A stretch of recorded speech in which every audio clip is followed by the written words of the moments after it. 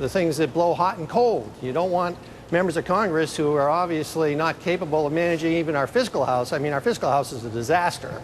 You certainly don't want to put them into a position of influencing in a significant way monetary policy by having them threaten the Fed with audits of monetary policy. And so it's a really bad idea, in my opinion. I mean, I think Ron's basic view is that the Fed is bad. I mean, his basic view, and I think he's forthright about this, is that the Fed should be eliminated and we should go to some other standard. I don't know, Texas black eyed peas or something to stabilize the dollar. I guess that's a little, that'd be a little bit much. I think Ron's for gold standard. But the simple fact is that that hasn't worked in the past. The gold standard did not stabilize monetary policy in an effective way. We went through massive economic shifts when we were on a gold standard, and we also know that the United States, because of its present financial situation, could not defend the dollar on a gold standard. So having the Fed be an independent source for managing the stability of the currency is, I think, absolutely critical, and we don't want the Congress anywhere near this. And this language basically puts the Congress not only near it, it actually puts it in a position of trying to use the power of the audit to influence monetary policy, which is a bad idea. You understand where the senator's coming from, right? Yes. Of course you do. You work in Congress. Half of what he says is pretty good, but the other half is he doesn't fully understand the bill. The half that I agree with is that I don't want the Congress to print the money. I mean, it would be absurd, and there would be no agreement. But what he doesn't understand is that the people who have come together have no agreement on monetary policy and no desire. And if you read the bill correctly, I say it over and over again, I mean, the orchestration of the anti-audit people is that it will take over everything in monetary policy, but there's an explicit paragraph in there, there's no intention. That's why we're not allowed to look over their shoulders. We can't tell them what to do. We can't audit them next day. Bernanke will get on TV and say, yes, we don't want the Congress coming in the day after our meeting and telling us we should do this and call in all the records. Now, that's a gross distortion. I don't know whether they do it deliberately or they don't understand it, but they just don't want to hear about that. But this whole idea that, you know, if we don't know more about the Fed might, you know, destroy the value of the currency. I mean, since the Fed's been in charge, they've devalued the currency 98%. Today we hear prices are going up significantly. Is that a trend? Are we back in stagflation again? Have they given us full employment? Full employment? And how can you argue total secrecy from a Fed that gives you unemployment rates probably now at 20% and prices going up significantly? The Fed doesn't operate. Listen, Ron, that's not your position. Now, let's be honest about this. What's that? Let's read from your own book here. What? The Federal Reserve should be abolished because this is from your book. Well, this is a different subject. That's a different subject. It's a different subject. No, it's not, Ron. Should be abolished because it's an immoral, unconstitutional, impractical, promotes bad economic policy and undermines liberty. It's a destructive nature, makes a tool of tyrannical government. And your original bill asked for instantaneous disclosure of monetary policy as part of the audit. You're wrong. And furthermore, you know very well that once you put the camel's nose under the tent of the Congress trying to influence monetary policy through audit, you're going to get some activist congressional chairman who's going to say to the Fed, if you raise interest rates, I'm going to audit you. That's gross distortion. Keep you from doing that. Gross distortion of what it is. There is no immediacy to it. You're misleading the people. And the idea of getting rid of the Fed is a completely different subject. This has nothing to do with it. I wouldn't get 316 co-sponsors, Republicans and Democrats, liberals and conservatives. It's transparency. Why are you so frightened about transparency? Because pandering populism dominates political process in this country. Well, and going into election, the Fed's a great whipping boy, and so let's whip the Fed. The opposite of populism, which is kowtowing to the people, you want to kowtow to the big bankers and secrecy. What I want to do is have a stable financial industry which allows our dollar to be able to be reasonably stable and allows people to be able to go into a bank and expect that the dollar that they put in the bank is going to be there when they come. And 20% unemployment rate. Argue secrecy for how they give us 20% unemployment. The senator's point, though, I think, is that you may not have the intention of having Congress be so activist. But aren't you opening the door for someone down the road to do just that? I mean, congressional power is like water. You'd have to change the law. This law wouldn't permit them to do so. And you don't think? No, it would not do it. It would not do it. It would be prohibited. You've served in Congress long enough to know that that's a naive statement. We have members of Congress who are extremely aggressive in asserting their position on monetary policy. And if they have the authority to go with the Fed and look at, now remember, the only part of the Fed that's not audited is monetary policy and open market. And that's the only thing that counts. Oh, well. That's the only thing that counts? Well, tell that to the banks that are subject to the Fed oversight. Oh, sure, they like secrecy too. I think they like secrecy. They're getting the bailouts.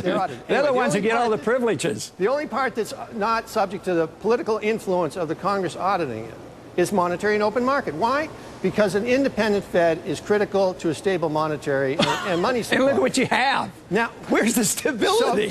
We got chaos. We got a financial bubble that's collapsing. To be fair, your view is that we should go to the gold standard, right?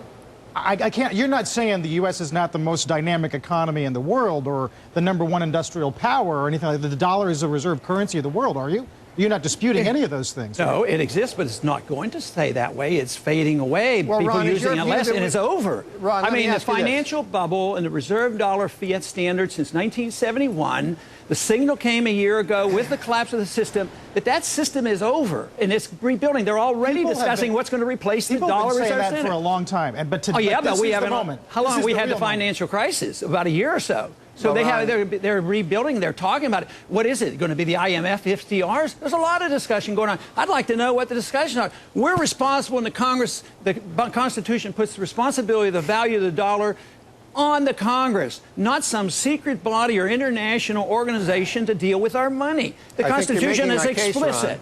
I think you're making my case. When you suggest that the Congress should be responsible for the value of the dollar, well, then change the Constitution. You're basically suggesting that change the Constitution should determine monetary policy. This bill does not do it. You're making my case, Ron. That's all I'm saying. Well, you should read the bill and find out that you should be. You just made it for me. I don't have, I've read the bill, by the way, and the simple fact is that you want to audit monetary and open market policy, which basically will defeat the separation of the Fed from the political process. Just go on and defend the privacy of the Fed, the secrecy of the Fed, and this financial system, Ron, which is in great danger. When the dollar collapses and this system further goes into tank, then you'll say, oh, maybe there was something to a sound dollar. Well, let me ask you something, Ron, because you're just speaking in hyperbole again and populism. Oh, thanks. Let me ask you, do you believe the default position to having no Fed is that we should have the dollar tied to a commodity such as gold? Oh, that's a totally different issue, but yes, that's what you're trying to get rid of the Fed. So let's talk about what the alternative is. So you're suggesting that going back to the gold standard would be a more stable way. No, you're using the wrong words. Dollar. I've never used those words. I want to have a commodity-backed currency so that we take the power of the Fed to create money out of thin air, which is the source of our business. What's the commodity you're going to base it on, Ron?